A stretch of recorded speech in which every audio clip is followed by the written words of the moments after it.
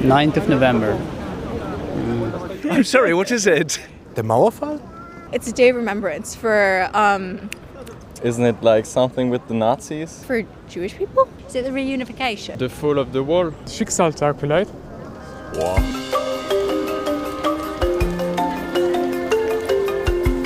What is the story of Germany's Day of Destiny? Why did the Nazis choose November 9th of all days for so many marches? How did the date come to symbolise new beginnings and freedom? And why is November the 9th a day of mourning for so many people? It almost has a comical effect how Germany had to decide which one of its different histories to remember on this single day, and I think it's very symptomatic to the complexity of German memory and history. For 17 years now, the Israeli filmmaker has lived in Germany, the country where, under Nazi rule, antisemitism ended in the planned, systematic erasure of Jewish life. In November 1938, hatred towards Jews turned into outright violence. The November pogrom would become known historically as the Kristallnacht. I think about it, it's an opening point, it's the first moment of something that would get much, much worse after that. 1938. After 5 years in power, the Nazis were prepared to eradicate anything not in line with their authoritarian rule. Wir sind entschlossen, ein neues Geschlecht heranzuziehen. Ein hartes Geschlecht, das wir uns ersehnen. They saw Jews as their greatest enemy. Under Nazi rule, they were systematically excluded from society and barred from working. Their stores were boycotted, their rights increasingly revoked. Eheschließungen zwischen Juden und Staatsangehörigen deutschen oder artverwandten Blutes sind verboten. The November pogroms saw 1,400 synagogues torched and vandalised, and over 7,000 Jewish homes, schools and businesses destroyed. Some 1,500 people were killed or died in the aftermath.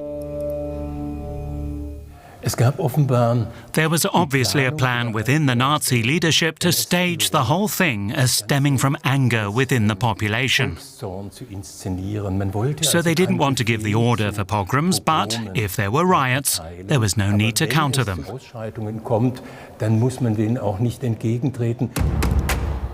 Not long before, in Paris, a desperate young Polish Jew had shot a German diplomat. The Nazis were in uproar, and the assassination was front-page news across Germany. The diplomat died on November 9th.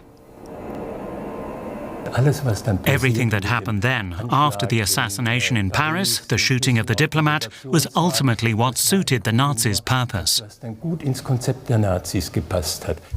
Antisemitism, up to and including murder, was all but encouraged by the state. What led to the November pogroms was the general mood, and above all the German Reich's great interest in Jewish assets. Jews could be pressured into leaving the country, emigrating and transferring their assets to the German Reich. Antisemitism increasingly became a key aspect of state ideology. 6 million Jews were murdered in the Holocaust. That ended in 1945. But are radical anti-Semitic ideologies something of the dark past? How safe do Jewish people feel in Germany today? 2019. A synagogue in Halle is attacked and 2 people are killed. October 7th, 2023. The Israel-Hamas war sparks a wave of anti-Semitic crime across Germany. A Star of David is painted on residential buildings, an explosive device thrown at a Berlin synagogue. Yael Reuveny lives in Berlin. Her work sheds light on Jewish life in Germany. Does she see parallels today with Germany's past?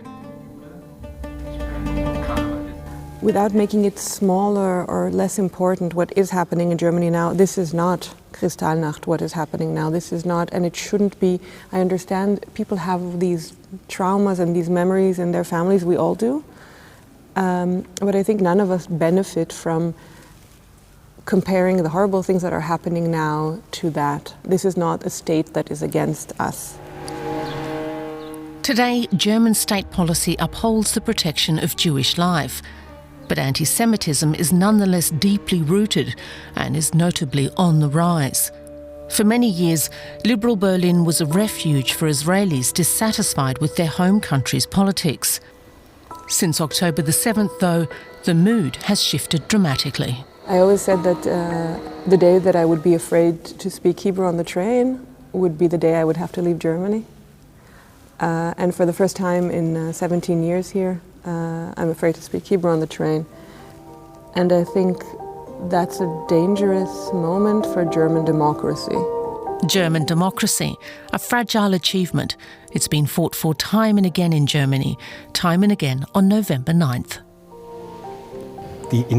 The initial spark for November 9th came in 1918. At that time, Germany was still a monarchy under Kaiser Wilhelm II, and after 4 grueling years, was about to lose the First World War.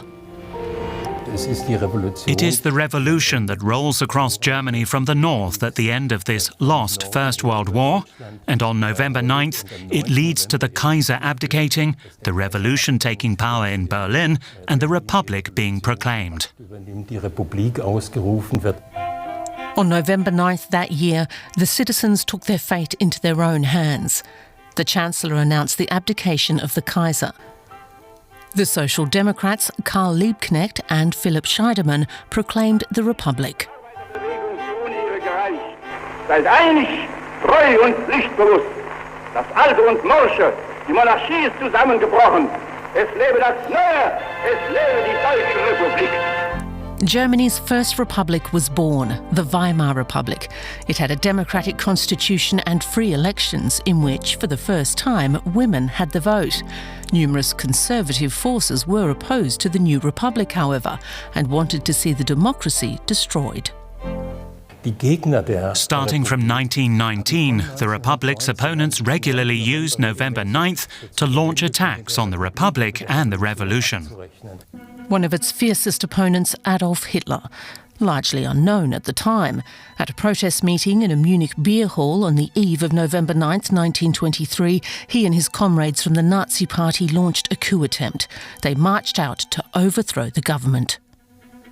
The aim was to symbolically usher in the end of the Republic on the 5th anniversary of the 1918 revolution. Nothing would come of it. The uprising was quickly quashed by the police and Hitler was arrested. In addition to police officers and bystanders, 13 of the putschists died in the crossfire. While imprisoned, Hitler would write his Mein Kampf manifesto, painting himself as a national hero. Nazi propaganda made martyrs of the putschists who were killed. It was along the lines of, without this failed putsch of 1923, to use the language of the Nazis, without this sacrifice of the martyrs, the rise to power in 1933 would not have been possible. Every year, with great pathos, the Nazis would remember those who fell in the putsch, as they also did in 1938, holding their yearly vigil in a Munich beer cellar. That was the opportunity to let all those who were gathered there know, without saying it explicitly, that they should initiate those pogroms. And everyone who was there knew exactly what was expected of him. They all ran off and phoned their local administrative districts and ordered the pogroms. As synagogues burned, news propaganda presented only idyllic family scenes in Nazi circles. In Karin-Hall wurde die Tochter des Generalfeldmarschalls Göring und seiner Gattin getauft. Der Führer und Reichskanzler war der Taufpate der kleinen Edda.